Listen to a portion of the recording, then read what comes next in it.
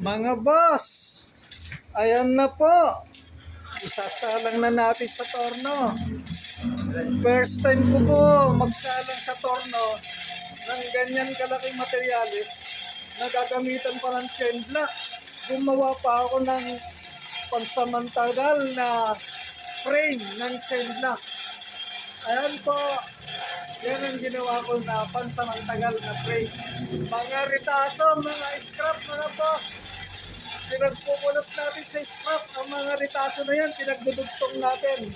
Ayan o, may mga dugtong-dugtong yan. Ayan, dugtong. Dugtong, ayun, dugtong.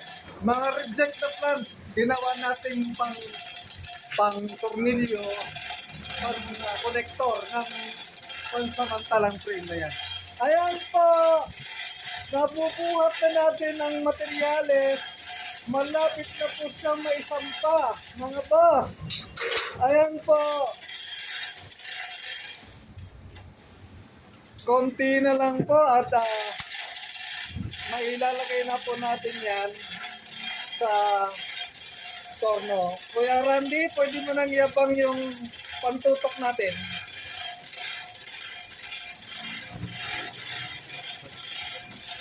Sige, Kuya Randy, yabang mo na lang yung clearance mo. Pagka nakagat na ng chuck, pansamantala, huwag niyo munang alisin ang chain block. Pagka natutukan na, tsaka nyo lang alisin ang chain block.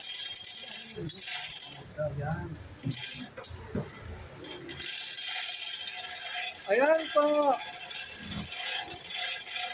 Effective na boss. Yung gawa-gawa lang natin na frame. Pinagdugtong-dugtong. Di kalas po yan ha. Di tornilyo po yan. O yan, may tornilyo doon. Tapos may tornilyo doon. Ayun. Tapos ayun, may paa. May paa na ritasong angle bar. Ayan ang frame natin. Ayan ang straight back natin. Ayan ang isinasalang natin. Ayan. Malapit na po siyang makagat ng chuck, mga boss. Ayun, sumalpak na rin sa wakas. Pinipihit na ang chuck para humigpit. Ganun lang po, mga boss. Gamitan lang natin ang chain block pagka malaki ang workpiece. Ayan po, update ko po kayo pagka tinotoron na po yan. Yun lang po. Salamat. Bye-bye. Muna ng konti bagya. Para may